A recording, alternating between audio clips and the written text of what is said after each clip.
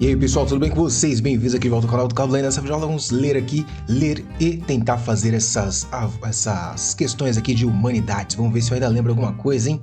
Se você não é inscrito no canal, inscreva-se e ative as notificações. Também deixe seu joinha ao final do vídeo. Atividade 1.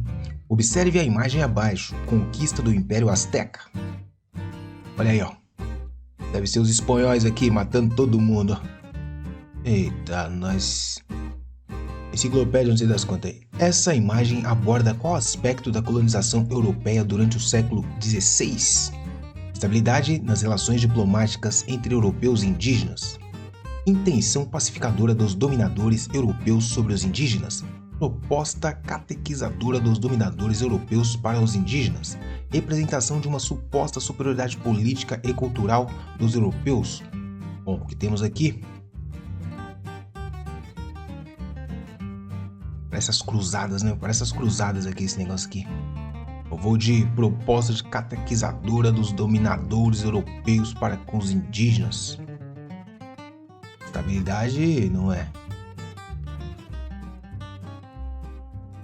É isso. Bom, se bem que não tem nenhuma cruz aqui, não tem nada, não tem nenhuma cruz aqui, nenhum símbolo católico aqui, então eu vou mudar, viu? Aqui parece que a representação de uma suposta superioridade política e cultural dos europeus. Os europeus aqui, ó, todos bem vestidos, cultos, a cavalo, né? Os indígenas aqui, ó, todo mundo aqui meio inferioridade, né? O cara aqui tá em cima do cavalo e tal, as roupas, né? Suposta superioridade, então eu vou nessa daí, mas fica por sua conta e risco aí, não tenho certeza dessa não. Atividade 2, leia o texto abaixo. Território brasileiro e povoamento. A recuperação portuguesa do litoral brasileiro só teve início com a ocupação do português do território do litoral brasileiro só teve início com a criação do regime de capitanias hereditárias por Dom João III em 1532 e sua implantação a partir de 1534. Até então, a exploração do novo território era esparsa e basicamente individual. A exemplo da donataria concedida pelo rei Dom Manuel Fernando Noronha, visando ao arrendamento do comércio do pau-brasil. Foi através desse sistema capitanias que os primeiros núcleos de ocupação colonial portuguesa do Brasil foram estabelecidos, a exemplo de São Vicente, concedida a Martim Afonso de Souza em 1532, rei de Pernambuco, concedida a Duarte Coelho em 1534. Portugal deu início à colonização do Brasil para compensar a perda dos muçulmanos. Importante comércio no norte para os muçulmanos, né? Século XVI. Com base nesse texto, a expansão da América Portuguesa no início do período colonial se deu através do abandono do mercantilismo para a prática econômica da colônia. Claro que não. Crescimento do número de povos originários. Pelo contrário, foram dizimados, morreram de doença ou foram mortos mesmo. Estímulo da metrópole à criação de latifúndios para a exploração na colônia. Limite imposto pelo Tratado de Tordesilhas para a criação de uma metrópole. Estímulo ao latifúndio. Atividade 3. Observe o mapa abaixo. Tá aí o mapa aí, ó. São Paulo gigante, né? Tá meio distorcido aí porque deve ter algum significado isso aí. Deve ser as maiores economias aqui, né? O PIB, participação do PIB aí, ó. O Sul domina aqui, ó. Sudeste e Sul, onde tem mais grana. De acordo com as informações desse mapa, no ano de 2006, o estado brasileiro de Minas Gerais registrou a maior produção de bens do país. Roraima, São Paulo foi referência para a economia do país. Sergipe teve uma elevada capacidade de consumo. São Paulo, né? São Paulo é destaque aí econômico. Atividade 4. Leia o texto abaixo. O supermercado do futuro, no qual o consumidor faz a compra, paga e leva produtos para casa sem a ajuda de ninguém, já existe no Brasil. A primeira loja autônoma foi aberta em Vitória, Espírito Santo. A segunda, no mesmo grupo, começou a funcionar no bairro paulistano do Itaim. Para ter acesso à loja, o consumidor tem de baixar o aplicativo da empresa do celular e escanear o QR Code na entrada da loja para abrir a porta. Depois disso, o cliente escolhe os produtos e pode colocá-los da própria sacola. No corredor de saída, o consumidor passa por uma antessala onde os produtos que estão sendo comprados são automaticamente identificados por um leitor de etiquetas de radiofrequência. A lista de compras vai aparecer no quadro. O consumidor confirma os produtos e sua identidade pelo QR Code e a porta de saída é liberada. A compra é debitada automaticamente do cartão credenciado no aplicativo da loja. Com base nesse texto, a abertura de mais lojas autônomas no território brasileiro resultará na diminuição do lucro das empresas. Pelo contrário, né? Vai ter menos gente trabalhando, mais lucro. Na redução de postos de trabalho, com certeza, né, mano? Postos de trabalho aqui no setor terciário, setor de serviços. Aumento do consumo, no crescimento da distribuição de renda. Atividade 5, leia o texto abaixo. As multinacionais brasileiras estão hoje em 84 países. E o dado é da Fundação Dom Cabral, que divulgou um estudo sobre as empresas no país e no exterior. Entre as regiões do globo com maior número de empresas do país, destacam-se América do Sul, América do Norte e Europa. Os dados sobre as multinacionais brasileiras descritos nesse texto reforçam qual característica do processo de globalização?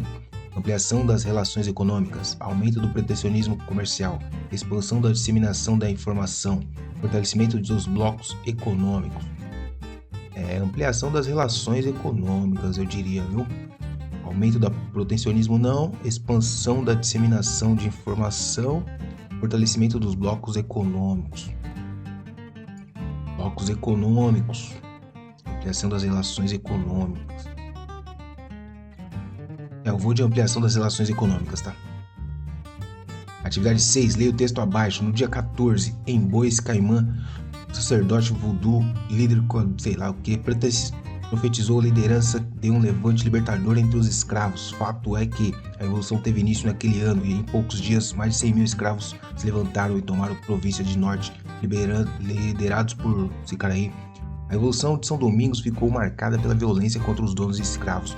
Com um sentimento de vingança aflorado, os escravizados, em sua rápida tomada da ilha, pilharam, torturaram, mutilaram, estupraram e mataram seus senhores sem dó.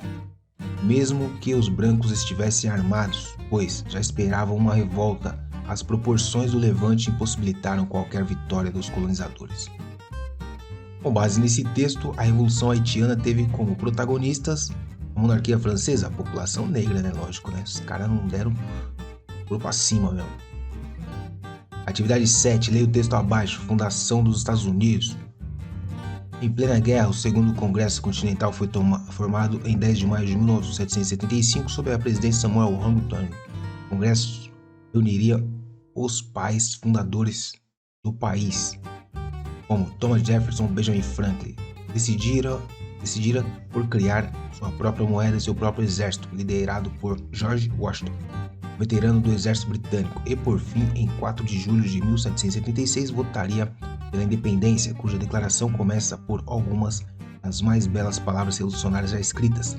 Temos por verdades auto-evidentes que todos os homens são criados iguais e que eles são dotados pelo Criador com certos direitos inalienáveis. Direito entre esses são a vida, a liberdade e a busca pela felicidade.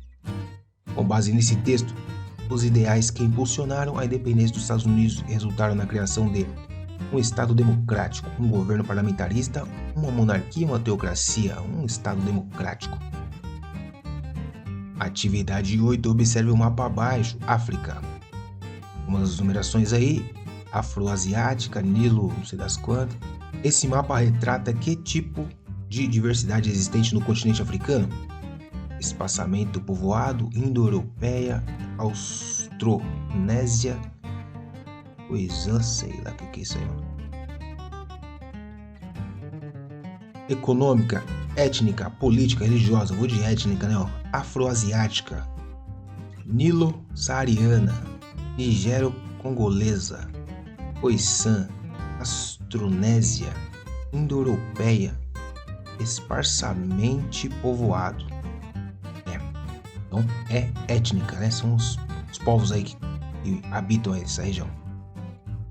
Atividade 9, leia o texto abaixo. Entre as áreas que surgiram com predominância masculina, mas que, com o passar do tempo, começaram a sentir impactos do desempenho feminino, estão os aplicativos de transporte de entrega de comida. Esse cenário tem evoluído gradativamente e hoje o destaque que elas têm adquirido nesse ambiente profissional é inegável. A dura e motorista de aplicativo Luciana Campos é uma prova viva disso. A goianense de 40 anos tem uma história de conquistas profissional numa área governada por homens, de dar inveja a qualquer coach ou palestrante da área. Luciana começou a trabalhar como motorista há apenas 9 meses e nesse ínterim já foi coroada com o título de primeira mulher 5 estrelas do Centro-Oeste, ganhando uma premiação em dinheiro da empresa de 5 mil. Luciana conta que Goiânia tem a atuação de aproximadamente 20 mil motoristas e que, desse número, a quantidade de condutores que obtiveram a mesma premiação, todos os homens, não passa de 30.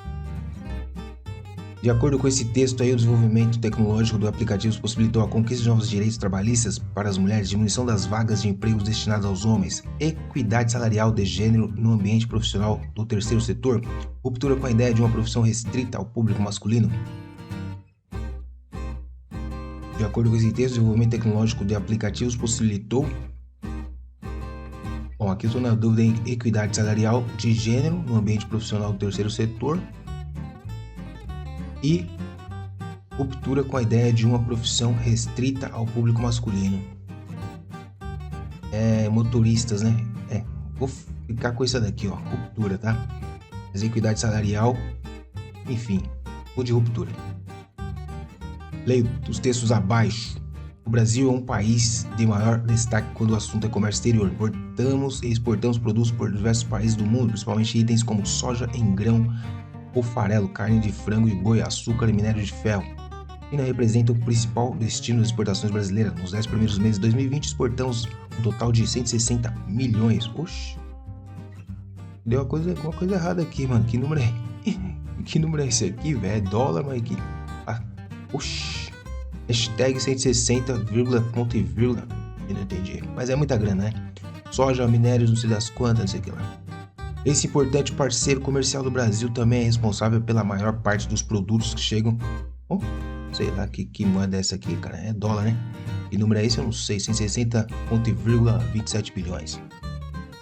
O Brasil ocupa um lugar importante como exportador para diversos países. Também é um parceiro comercial essencial em importação de produtos variados. Entre janeiro de 2020, importou... De novo esse número esquisito aí, tá tudo mal feito. Os produtos mais importados pelo Brasil, com taxa de participação no total de importação e volume de dólares entre janeiro, são os adubos, fertilizantes, óleos combustíveis, biribororó, essas coisas aí, tudo aí. Com base nesses textos, conclui-se que, na divisão internacional do trabalho, o Brasil se destaca como exportador de produtos com baixo valor agregado, lógico. Vou nem ler o resto. 11. Leia o texto abaixo e observe as imagens. Dia 14 de agosto, comemorado como estopim de uma das maiores revoltas do século XIX na França, incluindo a de Napoleão. Trata-se da Revolução de São Domingos, Revolução Haitiana, a maior revolta bem-sucedida de escravos no mundo colonial.